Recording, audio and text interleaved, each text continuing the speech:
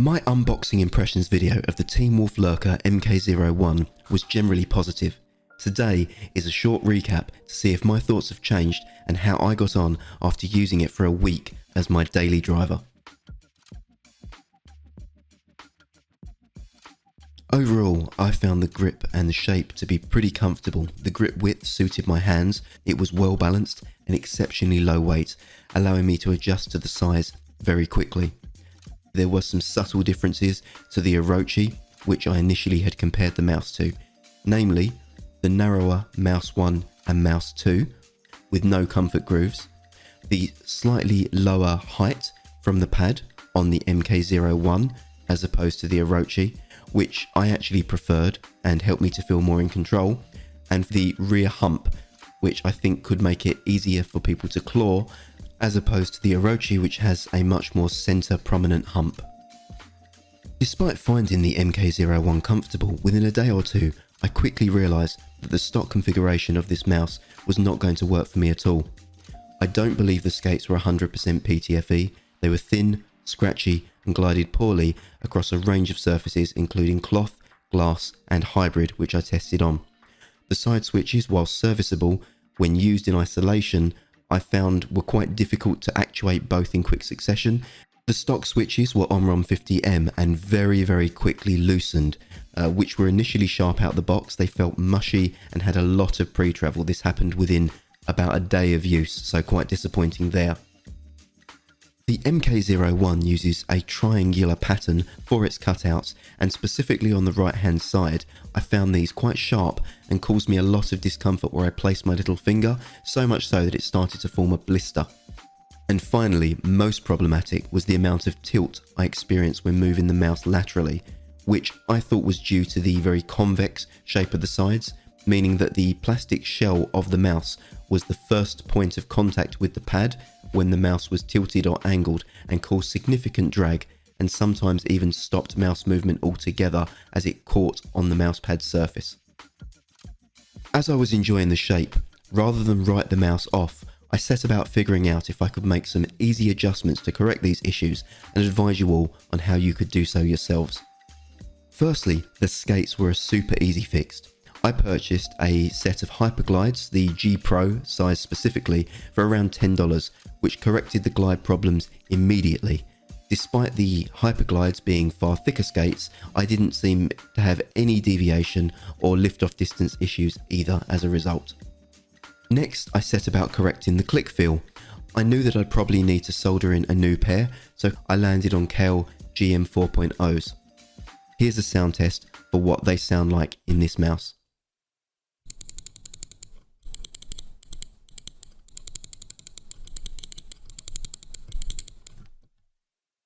The discomfort I had from the cutouts on the right side of the mouse, I resolved with a simple piece of grip tape. I used a spare that came from one of my Hearty S, but any tape that's to your preference would work here. Anything that would improve the range of grip options and positions on the right side without the discomfort of the cutouts would be ideal. As I already had grip tape, it didn't cost me anything here, but you could pick up a preferred pack of your option, whether it's universal or cut to size, for under $10 and still have a ton left over for any additional mice modifications you needed to do in the future. Finally was the issue of the mouse tilting, dragging and catching the mouse mat. I actually landed on a very simple fix that came as a consequence of swapping the stock feet for the G Pro Hyperglides.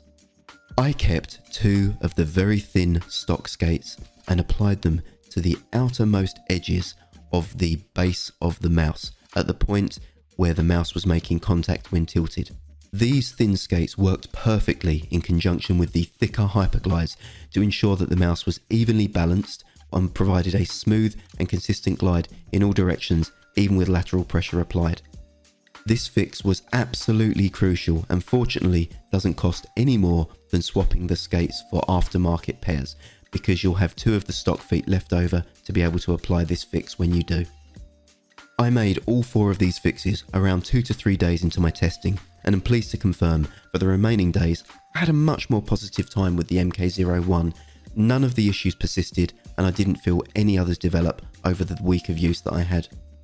So moving into the pros, the price is reasonable for what you get. It's in line with something like the Deluxe M800, and whilst this isn't wireless, it does have a better sensor and is over 20 grams lighter than that budget option. Secondly, the shape is relatively unique, with only the Cox CM600 also offering a modern take on the Logitech Mini Optical, and I think that the Mk01 is a better iteration of that shape. At around 40 grams, it's one of the lightest mouse around at that price point. I had no issue swapping backwards and forwards between the Mk01, the HSK and the Starlight 12 in terms of my game performance. I think performance, for me at least, has to be a pro as well. I was surprised at how quickly I was able to adjust to it, having no issues beating my averages in aim labs or landing consistent shots in games. Finally, the software, while basic, is functional, allowing macros, button assignment and custom DPI in integers of 50, as well as polling rate adjustment should you need to. In terms of what could be improved, I think these side buttons go without saying. The switches are abysmal, mushy, difficult to spam, and the size and separation of the button themselves makes moving between them quickly quite challenging. The stock Omron 50M clicks quickly deteriorated on my copy. I'm fully aware this could be a one-off, but certainly something to be aware of and watch out for in your own copy. Thirdly, the triangle cutouts are sharp and abrasive. I have absolutely no issues with other honeycomb or similar shaped cutouts on other mice with beveled edges, but these on the Mk01 are especially sharp. The final improvement really is the skate position and mouse tilt. I'm wrapping these both under one heading because fixing the skate glide themselves also lets you fix the tilt issue, but does mean a mandatory $10 spend on top of the mouse. Ultimately, whilst there are some highlights like the weight, the $50 mouse wasn't good enough. I've reviewed this as a $75 product with mods.